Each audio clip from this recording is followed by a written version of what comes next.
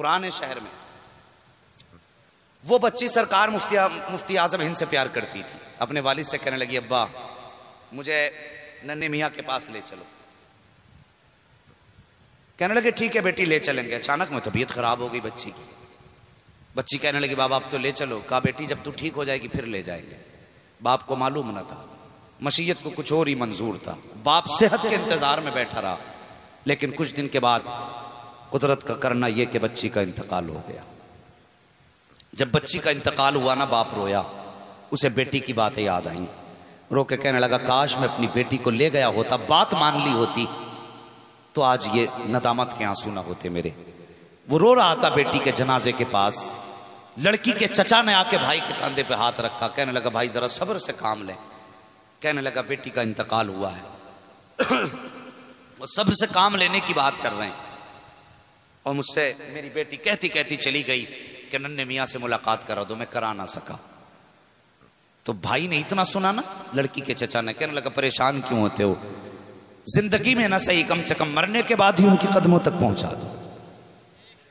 اب کیا ہوگا, کم سے کم ان کی نظر پڑ جائے گی. اتنا باپ نے سنا, بیٹی کے لاش کو اپنی گود میں اٹھایا, پرانے شہر سے چلتا ہوا آیا سودا گران میں. سرکار مفتی اعظم ہند مصلی بچھا کر کے اللہ کی ذکر میں مصروف ہیں, ذکر میں مشغول سرکار مفتی اعظم ہند ہیں. آئے ہیں, آپ کا تخت پڑا تھا.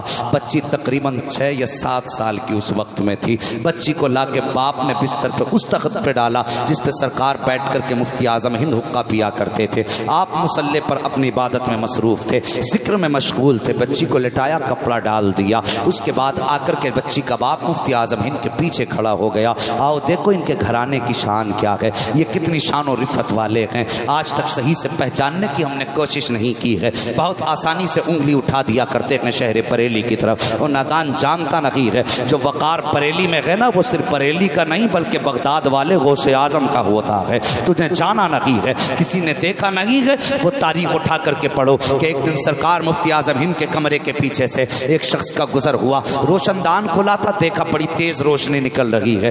روشنی کی تیزی کو دیکھا, اس نے اچک کے دیکھا کہ کوئی بزرگ ہیں جو مفتی اعظم ہند کے تخت پہ بیٹھے ہوئے ہیں اور مفتی اعظم ہند زمین پہ بیٹھے ہوئے ہیں. فجر کے وقت کا انتظار کرنے لگا. جیسی فجر کا وقت ہوا, آیا مفتی اعظم ہند کی بارگاہ میں, چلم بھر کے لایا. کہنے لگا حضور ایک بات پوچھوں. کہا کیا؟ کہ حضرت میں رات یہاں سے گزر رہا تھا, روشن دان سے روشنی نکل رہی تھی. میں نے دیکھا جھانک کر کے یہ روشنی کیسی ہے. حضرت کے چراغ کی تو روشنی بھی ایسی نہیں ہے, لیکن جب میں نے دیکھا حضرت مجھے تعجب ہوا. کہا کیا ہوا؟ کہا میں نے دیکھا کوئی بزرگ اوپر بیٹھے تھے, آپ نیچے تھے. حضرت بتائیے تو صحیح وہ بزرگ کون تھے اور روشنی کیسی تھی؟ مفتی اعظم فرماتے ہیں جا اپنا کام کر. کہا نہیں حضرت جاؤں گا نہیں جب تک بتاؤ گے نہیں. تب مفتی اعظم ہند نے فرمایا تھا تو نے جن بزرگ کو دیکھا تھا نا تخت پہ بیٹھے ہوئے, وہ کوئی اور نہیں بلکہ بغداد والے غوث اعظم بیٹھے ہوئے تھے. اور جو روشنی روشن دان سے نکل رہی تھی وہ ان کے چہرے کی روشنی تھی. ان کا معاملہ یہ مفتی اعظم کا غوث اعظم سے ہے. اللہ اکبر. بچی کو لٹایا باپ نے لا کر کے.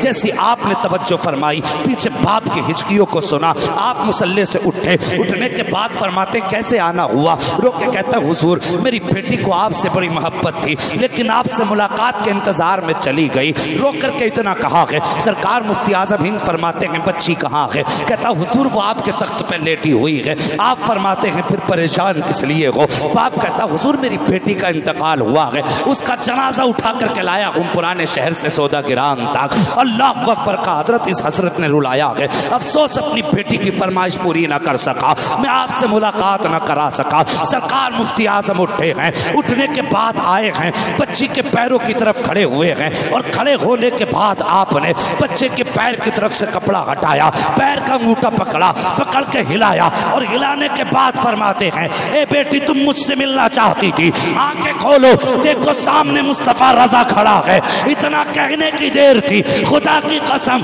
ادھر اشارہ مصطفیٰ رضا کا تھا, ادھر کرم مدینے والے مصطفیٰ کا ہو گیا تھا.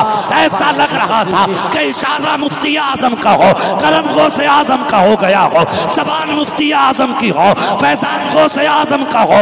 ایسا لگ رہا تھا کہ مرضی ان کی ہو, فیصلے خدا نے کر دی. واہ واہ زندہ باد زندہ باد. سبحان اللہ سبحان اللہ.